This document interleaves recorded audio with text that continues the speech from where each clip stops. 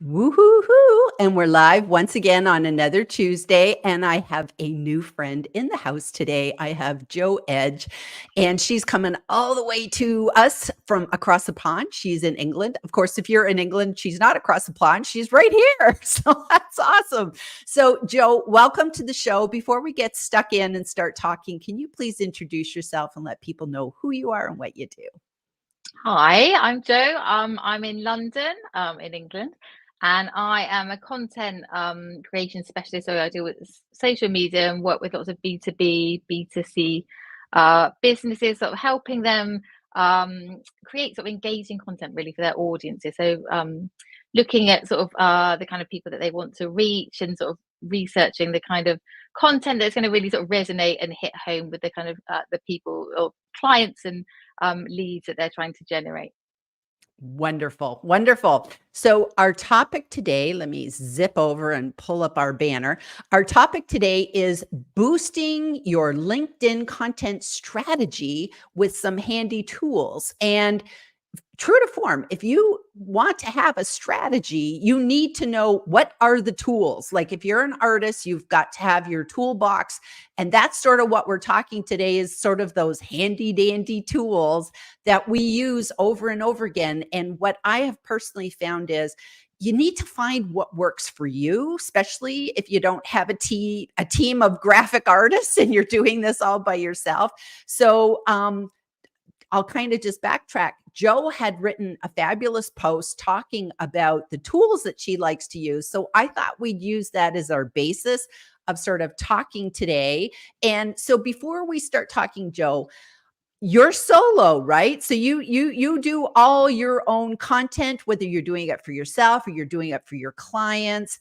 And so where should we start? What should we start with? Should we start with Pocket?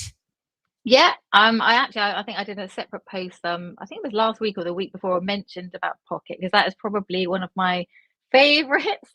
It's like I suppose you think of it like a sort of like it is like a little miniature library or something that you can either have on your phone or you can have it on your desktop, and it's really handy when you're searching through sort of articles for just like saving them to read later. So I quite often anything that's maybe a sort of topic of interest, not just for me but for the clients I work with as well.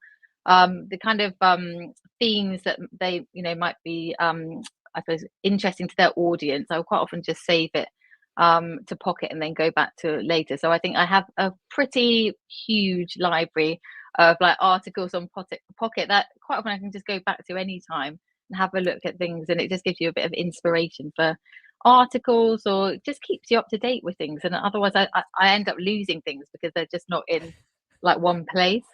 Exactly, exactly. And so can you tell me, are you using Pocket on your phone or the desktop? Or I believe you can do both, correct? Yeah. So I do use it on both. So probably for like work, most of the time I'm on my Mac, so I'm like on a desktop, and I use it on that quite a lot. So just when I'm doing the research for clients, but I also just like on my phone when I'm going through sort of article, anything that's interesting, because I probably use it for some personal things as well as like work wise. You can save like different folders and have organize it really nicely so that you can find all the things that you want to find on it as well. But I would say use it on desktop. I And it's love just that. really, really simple to use. You're just like copying and pasting the link and adding it, and it is there.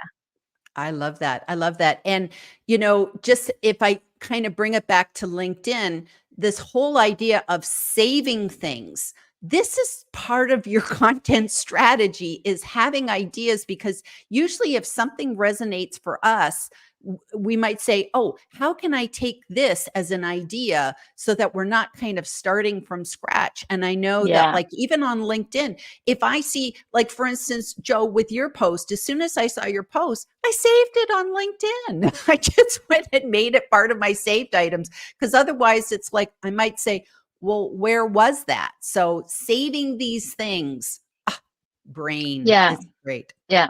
No, I agree. And they're really good to go back to those kind of things, aren't they? Because when you are really stuck for like ideas and inspiration, going back to that save folder, usually it opens up like a wealth of things that you can think about and ideas that you can create sort of new content with. And it's a bit like similar to I kind of think it's like a library version of maybe like Pinterest Pocket is.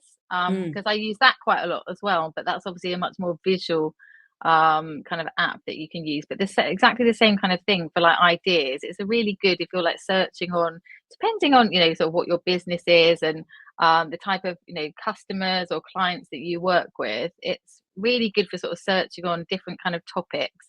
And it isn't just, you know, images. There's lots of things like Pinterest is, you know, huge, sort of like vast kind of like place to sort of find, you know, inspiration for you know, content that you might want to create, and you'll be surprised at I think the things that you can find. And again, you can save that really nicely in different folders and make it sort of really well organized, so you've always got somewhere, you know, a place to go back and sort of find sort of Oh, resources that you can use again.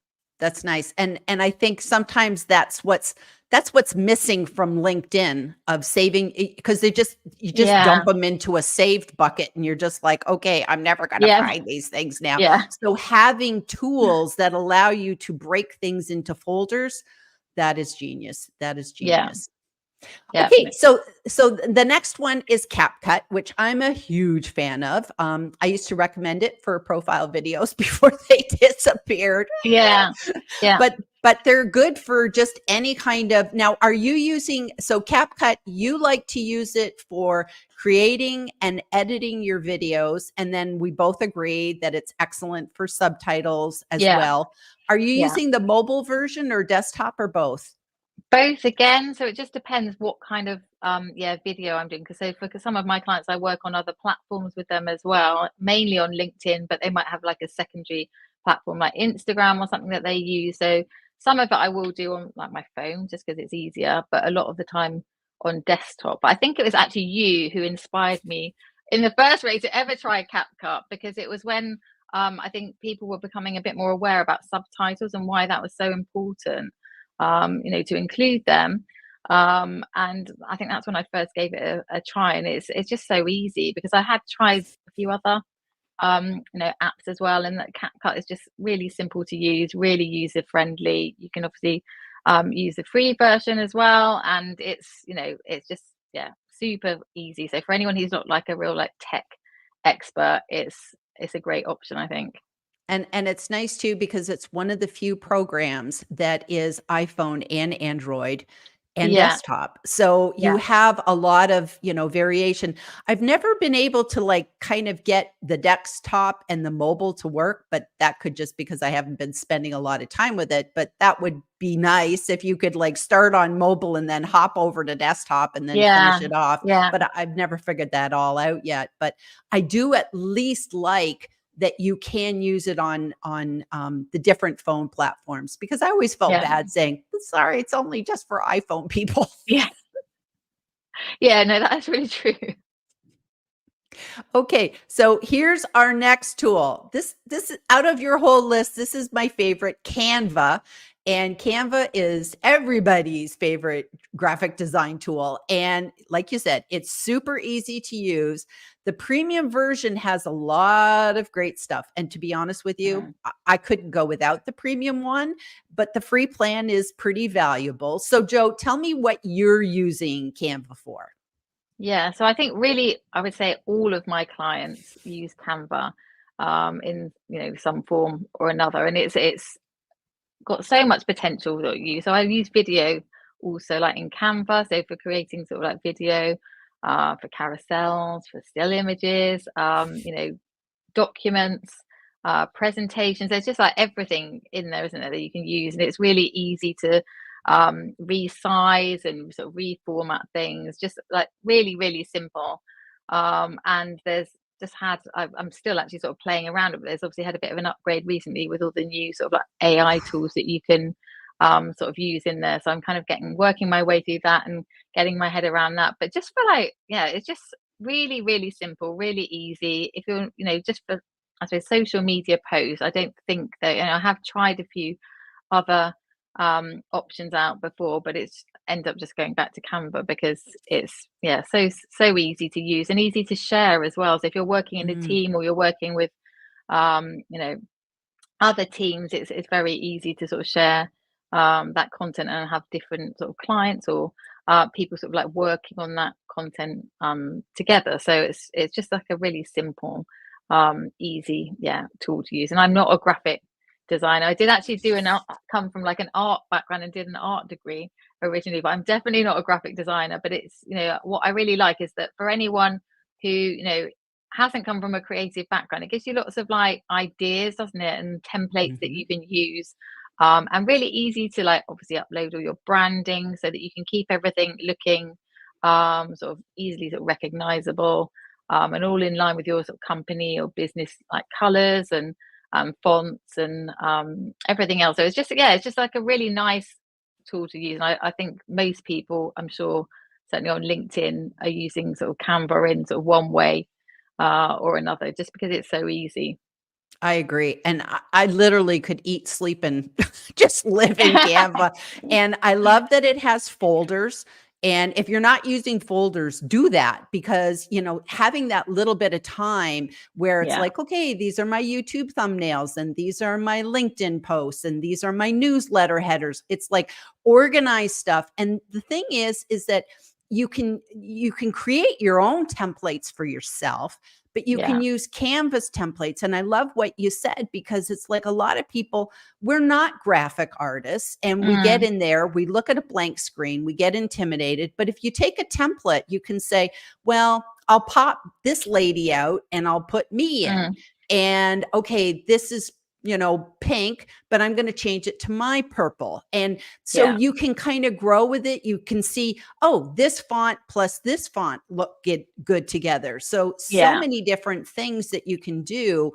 And, eventually, if you decide to ever upgrade to the premium version, like, oh my gosh, you can remove yeah, backgrounds of like photographs. And so like you could have my photograph here and you would take out the bookcase and you yeah, just see me. So you can just do some amazing things. And it's just like click, click, click. yeah, And you're yeah. done. I think it is really worth as well paying that little bit extra for the premium sort of version, because like you said, there's a lot of little extras like that, and you just get a little bit more access to some Yes. of the templates as well. So, and what you can do with them. So it kind of, it is really worth it, and especially if you're working as part of a team.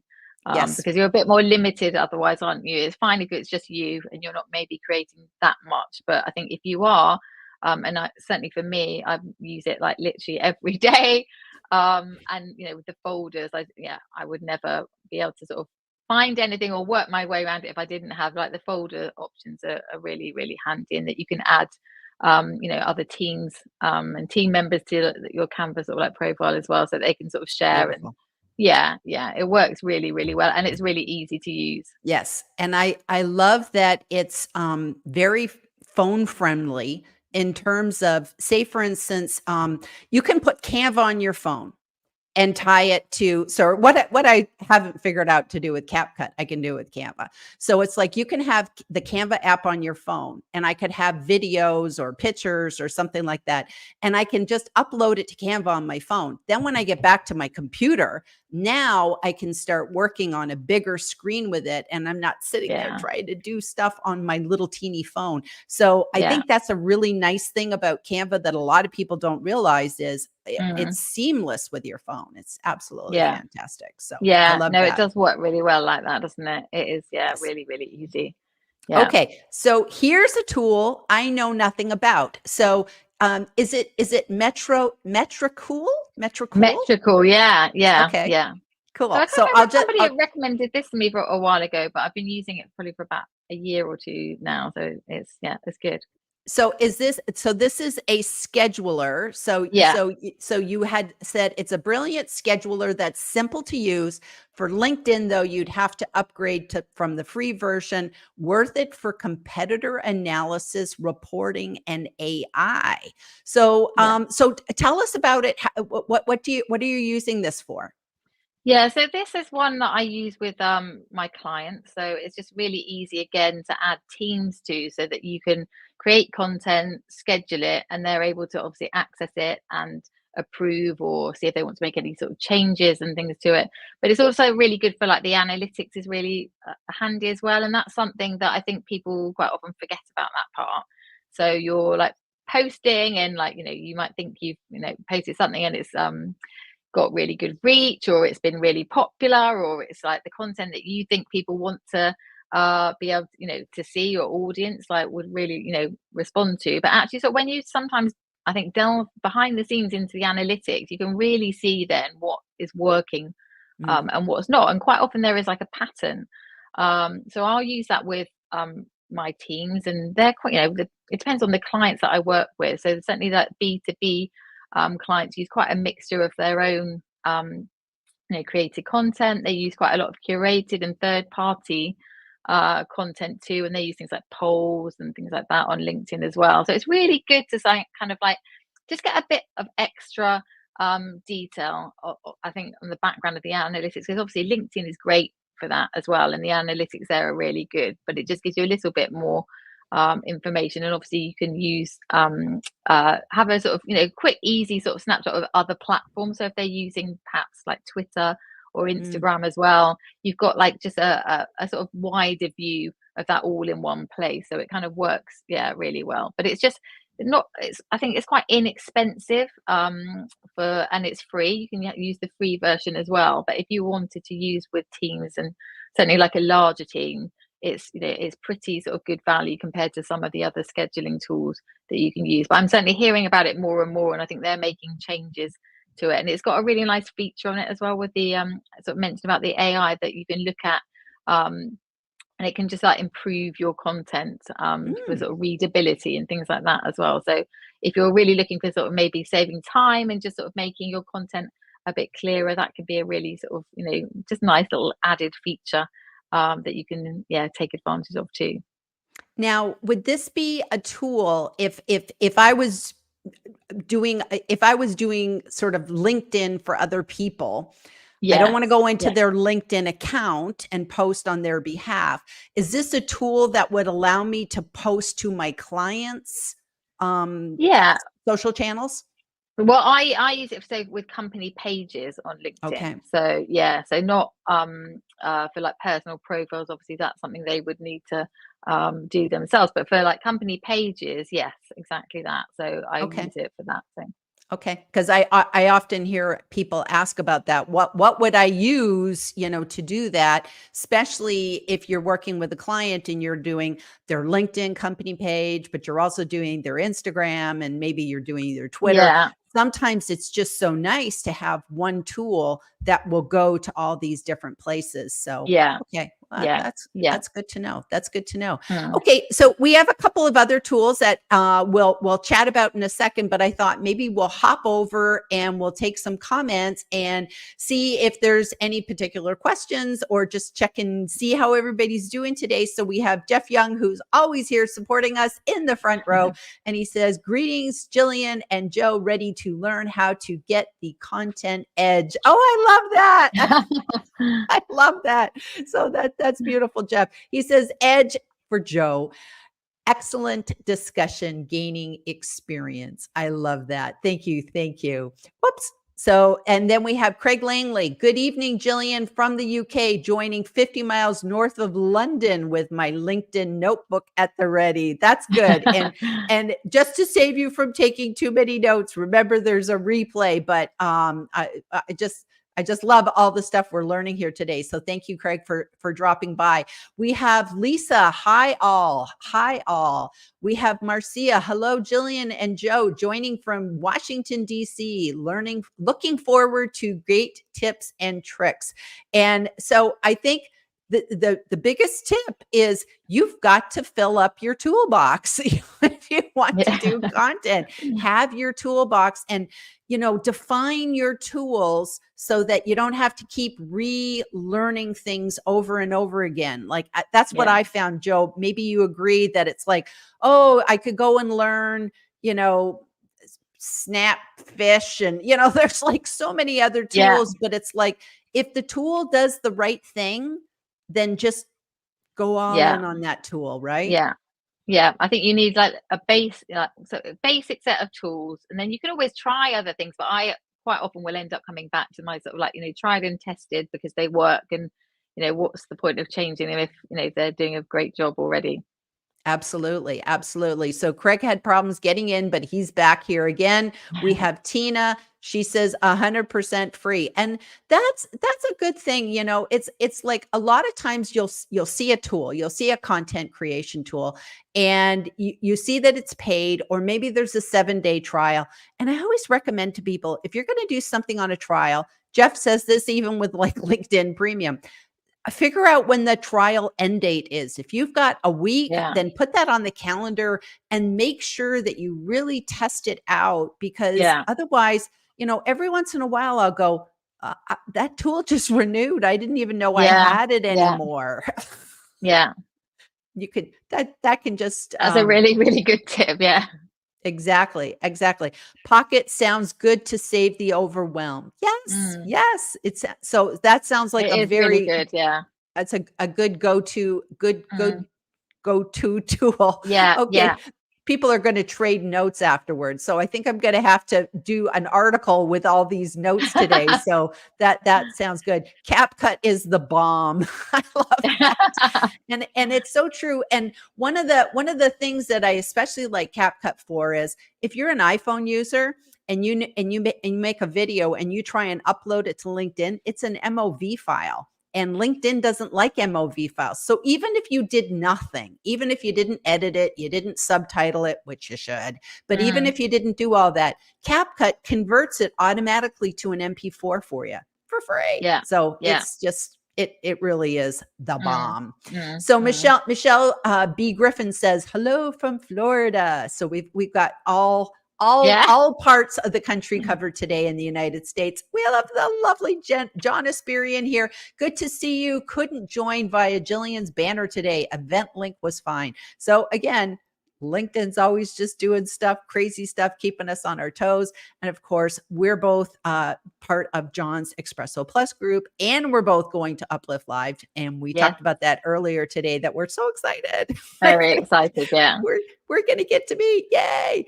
And Jeff says, do you use a tool to schedule your content on different platforms? So we covered that. We covered that. So that was very, very good. So let me hop over. So I'm going to go back to our list now. And the next one is Notion. This is like the best kept secret in the world. But so many people are like, what is Notion? So why don't you talk about what you use Notion for, Joe? Yeah, so Notion I have used mainly sort of when I'm working again sort of with other clients and businesses, is a kind of like project management tool. So it's really handy for sort of sharing information so that it's all in one place, and keeping sort of track of tasks that you need to do, so that there's a kind of like time line of things that need to be sort of ticked off and created, and themes and that type of thing. And it's just, yeah, a really, like, again, a free version, does a really great job. A bit like I've used a few other ones, like Asana is kind of similar, but Notion, they've got like different, I suppose, sort of pros and cons to them. I'm thinking what other ones that I've used recently sort of with clients, but it depends, because sometimes clients will have their own kind of like, tool like this that they'll use, and they'll want you to sort of slot in and use that as well. But I would say Notion, probably, or Asana, the main ones I tend to use. But I probably started probably about maybe a year and a half, 2 years ago, first used Notion, and it's just really easy to use and sort of share things. So it just makes it, I think, if you're working as part of a team, or you're working with external teams and you kind of want to bring them in, it's just, yeah, a really simple one, and it's not going to cost you lots of money to use either, which I know can No. be really expensive with some. No. And Notion is one of those where I love Notion. I use Notion for working with my clients.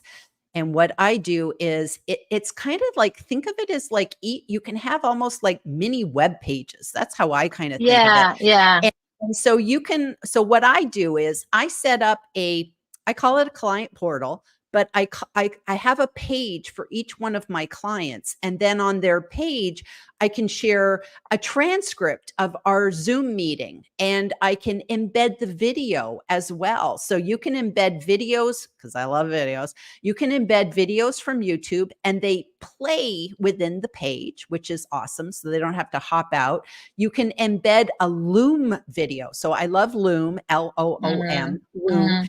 And so if you had like a client and you wanted to, say, here's the study we did for you, here's the 5 graphics I want you to look at, you could actually put those 5 graphics all on Yeah. one page.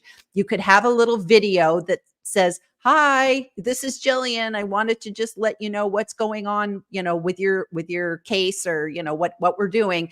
And so and text, you can have all these different mediums, graphics, text, video, all within one page. And then Mm. you just send that person the link to the one page, and they don't even need an account. They can Yeah. just Yeah, that's true. click. Yeah. It's Yeah. amazing. So Yeah. this is a great program. I recommend everybody go in, check it out. It's free. I eventually upgraded because I just wanted to put videos a hog. So, I wanted Mm. to do some other things and upload different stuff, but you can go a long time on the free version of Yeah. Notion. So, thumbs Yeah. up on that one. That's a great tool. And then this is such a cool tool. Answer the Yeah. Public. I love this. They used to have this really creepy guy that got rid of him, but he used to be on the front page, kind of going, "Come on, get cracking, get cracking." So talk about what you use this for. Yeah, so this is really good when there's like, I suppose, particular like certain topics or something that you kind of want to find out a little bit more about what like your audience might be thinking or interested in. And you can literally ask this tool anything and it will come up with lots of like information. I think you can, there's a free version that you can use. I think you can do 3 free searches a day. So you're kind of limited to that. But if you're looking at maybe, creating content ideas, whatever, theme, questions that you have, type that in, it will just come up with so much information. And sort of bring up anything that people have been sort of like searching on recently, and so you can really see what people are talking about at the moment and what are the kind of like key themes and sort of like hot topics. Get a much more insight into what the conversations that are going on and the searches that are going on with your audience, so you can kind of like pick out the really sort of key topics that they're going to be interested in, or delve a bit further into topics that they're interested in, and just find out sort of what they're really searching on. And it's not always what you think it's going to be. It can have No. some quite sort of like surprising results really sometimes, and things that you wouldn't have maybe thought of, or slightly contradict what you were expecting as well. But it's really good to have a play around with it. It's like really interesting, the things that come up, I think, from searching on that. But a really great one if you're stuck for content, or just getting in the habit, I think, of using sort of regularly, just to kind of like keep on top of certain topics or things that are really relevant to your business and your customers or your clients. This is a fabulous tool, and I highly recommend it to anybody that wants to do videos, because you could say, okay, so say for instance, you could pick someone. I'll just pick Tina, who was like from Belgium, who's the recruiter. She could type into answerthepublic.com. What do people want to know about finding a job on LinkedIn? And then boom, it's going to give her a whole list of topics. But here's what's really awesome is they present the information in 2 different ways. One is very, very visual. So you kind of Mm-hmm. see this like little person with like, here's topics. And then you can click on the topics, and then there's subtopics and subtopics. So it might be, what do I do with my profile? How do I interview? There could be all these different ones with subtopics within it. But then if you're kind of more of a data nerd and you'd like to have like, you're like a Craig Langley and you'd like to have like an Excel spreadsheet, you can download this and see it as a list and download the CSV file. So you're not sitting there typing stuff in. You're literally downloading the data at the end, and you walk away and it's like you've now got content creation ideas, video ideas. Maybe you want to write blog articles about these topics. It's just such a great way to think about what are people asking for? So for instance, I did one on LinkedIn video maybe about a year ago. And one of the top things, because like, I love how you say what you might be surprised. People wanted to know, how long could you make a video? And I went, oh, curse of knowledge. I didn't even know people were asking about that. So I did an article. Here's how long you can do a video, you know, in the news feed and here and everything else. I wouldn't have been able to do it without this site. Yeah, that's like a brilliant example of that. It is, because it is those kind of things that you wouldn't have even, you know, thought of, but it's giving you great ideas for, like you said, for like a blog or an article. And like, or, you know, just a post. So there's endless stuff that you could never like get stuck for ideas if you start searching in there, I think. I love it. I love it. So we have got through our whole list. Yay! Oh, have we? I thought that was great. Yes, I actually checked, and we covered everything that I had like written out today. Sometimes it's nice to have those like little show notes to kind of keep me on track. So that was really good. So we've reached the end of our 30 minutes. It always just like shoo, it just goes so quick. So Jo, before we leave today, is there any kind of like final words of wisdom you'd like to share with everybody? Trying to think if there's any tips or anything that I've used recently that has been really good. I mean, there's a couple of things that we didn't sort of talk about. So one that I'm sure most people use, like a tool like Grammarly, that's one that I would really sort of recommend. Another one that I was thinking about was resources and things like that, like Unsplash. So if you're looking for images that are you know, copyright free, that's a really good one to go for.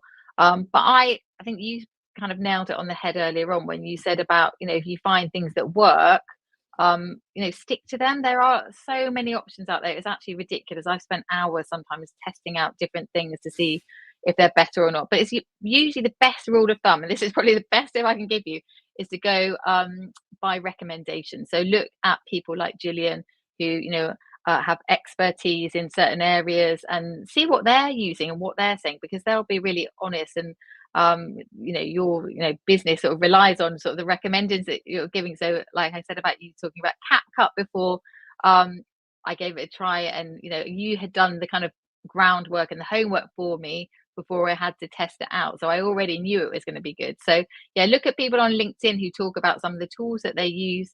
There's, you know, plenty of people I think that do, and I would maybe go by sort of recommendations like that, and just stick to what you know, kind of what works. And also not to spend a fortune. You don't need to. There's so many free tools out there. You do not need to be spending lots of money on things. And if you're not sure, then ask. So, you know, I'm always happy for people to sort of reach out and ask if they're a bit stuck. And I'm sure, you know, you and anyone else on sort of LinkedIn, it's a really nice, friendly community. I think people are quite happy to sort of share their tips and, you know, what they've tried and tested and what works. I love that. And you know, there's nothing people love more than giving their opinion. So even just sticking out a post and just saying, hey, what is everybody using to remove background images? Find out, because you're just like, oh, okay, I didn't even know about that. So, and people love to give their opinion. So it just crowdsource those questions. They're great. Absolutely. They're great. Super. Well, Jo, thank you so much for coming on the show today. You've added so much value. I encourage everybody here to connect with Jo. If you do, send her a lovely message so that she knows the context of why you're connecting with her, or follow Jo. And she's got beautiful content. I love how you do your content, Jo. You're a great case study and an example. So I encourage everybody to lean in and see what you do and get some ideas as well. And if you want to work with Jo, then also contact her and work with her. So that's it for us today. So thank you everybody for being here. And thank you especially to Jo for being here. And it was wonderful to meet you. See you soon live. Thanks for having me. Thank you. Okay. Bye everybody.